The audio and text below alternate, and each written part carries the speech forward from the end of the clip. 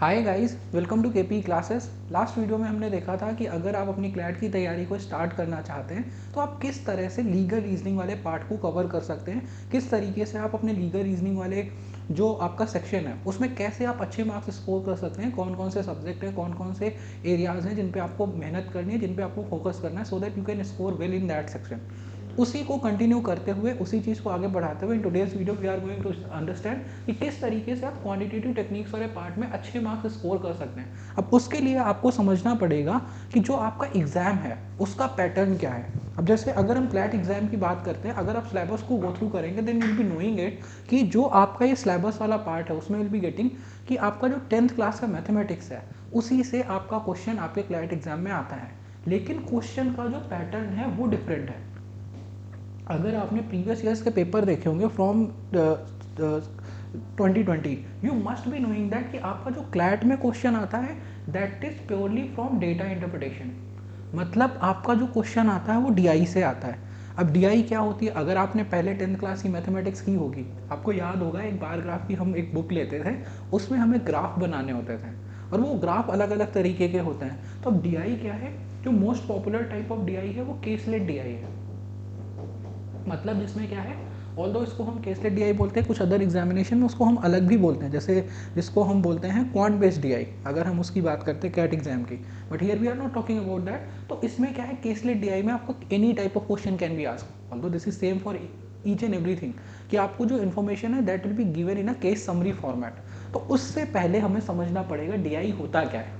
अगर आप first time if you are going to appear in this examination you need to know what is the syllabus, what is the demand of this examination. तो DI क्या होता है, data को interpret करना। अब जैसे मान लो आपको कोई भी डेटा दे दिया जाता है, कोई रॉ डेटा दे दिया जाता है किसी भी कंपनी का किसी कंपनी की आपको बैलेंस शीट दी जाती है, किसी कंपनी का आपको expenditure and turnover and cost to company दिया जाता है, किसी भी कंपनी का अगर मान लो आपका घर है उसका एक एक्सपेंडिचर चार्ट आपको दिया जाता है। बेस्ड ऑन दैट उस डेटा को एनालाइज करके they will be asking you some question, what is the monthly income of this person or what is the expenditure of this person, what is the turnover of the company। तो अब उन चीज़ों को समझने के लिए, data को interpret करने के लिए आप डेटा को इंटरप्रेट कैसे करोगे, when you will be knowing the basics of quant. अब कई बार इंटरप्रिटेशन में your percentage will be used, sometimes average will be used, sometimes ratio will be used, so these are the most important part. अगर आप D I solve करना चाहते हो तो आपको at least percentage, ratio and average की basic knowledge आपको होनी चाहिए। इसके बिना आप नहीं सोच सकते कि आप अच्छा मार्क्स लेकर के आ सकते हो इन दिस सेक्शन। मतलब this is the bare minimum, ये तो आपको करना ही करना है, चाहे वो आप आज करो या आने वाले एग्जाम के टाइम पे करो। So that is the thing. तो ये तो हो गया बेसिक। क्या ये सफिशियंट है? द आंसर इज नो, ये सफिशियंट नहीं है। क्यों नहीं है? क्योंकि अगर आपका बेसिक डीआई का क्वेश्चन आता है वो तो प्योरली आप सॉल्व कर सकते हो परसेंटेज, रेशियो एंड एवरेज पे। व्हाट इफ जो केसलेट डीआई है या टेबुलर चार्ट है that is based on something else. Sometimes अगर आप देखोगे प्रीवियस ईयर्स के पेपर में they have given a question from the topic of mensuration in the caselet DI format. So for these kind of question what you need to do is उस तरह के question को solve करने के लिए आपको मेंसुरेशन आना चाहिए। अब जैसे some time they will give you question, also they have given one time question in this tabular format from the same topic of mensuration. अब वैसा ही same speed, distance and time के साथ किया जा सकता है। Suppose they are saying there are two trains who are running at this speed, what time they will be able to cross each other. The same data can be given in tabular format और इन pie chart और in line graph. तो to have an to have an good idea about data interpretation, first you need to understand the basics of this quantitative aptitude। अब इसके लिए क्या है, percentage you need to understand, ratio and average. आप अगर basic से start करना चाहते हो this three are the main most important thing that you can understand to start practising this DI वाला question. But along with that, what are the other important factors that you need to keep in mind? The first one is mensuration. Then after that, your speed, distance, and time is also important. Then after that, your simple interest, compound interest, and profit and loss. Now, why I am saying that profit and loss is important? Because in many questions you will be finding that what is the profit of percentage. Like this is the most important part. After this ना profit and loss is most important part, because अगर आपने previous years के paper देखे, even इस बार का अगर आप पेपर देखेंगे, they are saying there are 5 companies, Genpact, Google, and they are making this kind of they are making this expenditure in the year, and the profit they are making. So they will be asking what is the selling price, or if they have given the selling price, they will be asking now what is the profit percentage.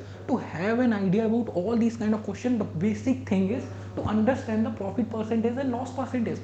So this is something, this part is something you cannot skip for this examination. This is the most important part for the examination. What are the things? Percentage, ratio, average, along with that speed, distance and time, mensuration, simple interest, compound interest, profit and loss. Still this is not sufficient. You need to read complete DI. Suppose they are asking question from stock and share,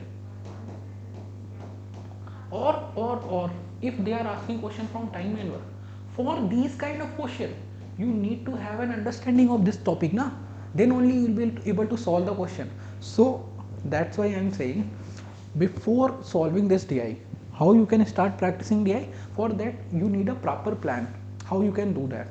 Just understand these 3 topics and start solving basics DI. Basic DI means here if you taking admission here, if you are going to prepare with us, we provide you with that. We will be giving you, first we will be teaching these 3 things, and then after that we will be providing you a sheet that will be including around 100 questions to practice, which will be purely based on this percentage, ratio and average. And after the completion of these 3 topics, we will be practicing 100 questions, and then after that, along with that, simultaneously we will be reading these topics also. Then you will be getting the feeling of completion. So if you are trying to read these things on your own, you can practice these questions on your own, you will be finding n number of things. But you need to keep your preparation in a exam oriented manner, because आप अपनी destination के towards कितना भागते हो वो matter करता है. आप ऐसे ऐसे करके जाते हो या आप स्ट्रेट जाते हो, आपको डेस्टिनेशन तक पहुंचना है. That is the purpose, that is the main goal, and that is why we are making this series.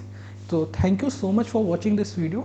और अगर आपको और ऐसे स्ट्रेटेजी वीडियो देखने हैं, अगर आपका कोई क्वेश्चन है कैट एग्जामिनेशन को लेकर के, अगर आप अपनी तैयारी से रिलेटेड कोई डाउट पूछना चाहते हैं, you are always free to ask anything in the comment section. So आप पूछ सकते हैं. Thank you so much for watching this video. Will be coming up with the more strategy video how you can get into top NLUs. So उसके लिए आपको क्या करना है, you have to just subscribe the channel so that you can get the notification on time.